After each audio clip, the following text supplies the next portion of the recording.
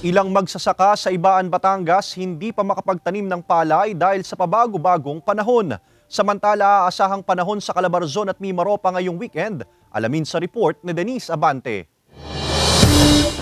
Bagamat mainit at maliwalas ang panahong naranasan kaninang tanghali sa bayan ng Ibaan, Batangas, hindi pa rin daw muna nagtanim ng palay si Jeffrey. Pangamba kasi niya ang biglaan na namang pag-ulan pagdating ng hapon. Mahigit 10 taon na raw magsasaka si Jeffrey kaya danas daw niya ang hirap sa pagtatanim ng palay tuwing nakararanas ng pag-uulan. Nitong mga nakaraang araw, walang tigil na pag-uulan ang naranasan sa Calabarzon tuwing hapon dulot ng habagat na pinalakas ng bagyong Jenny. Pag naulan, minsan maraming maninira sa palay. Hindi, magtitirisiro. Maganda pag hindi na naulan para maganda ang palay.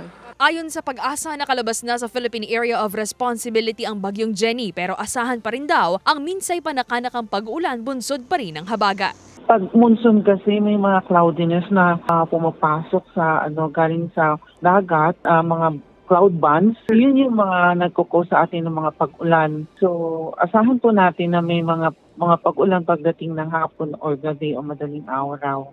Umaasa ang magsasakang si Jeffrey na magtutuloy-tuloy na ang magandang panahon upang makapagtanim na sila ng palay. Payo ng Pag-asa sa publiko na palaging maging alerto at umantabay sa mga abiso patungkol sa lagay ng panahon. Kasama si J. Aruman Hares, Denise Abante, Balitang Southern, Tagalog.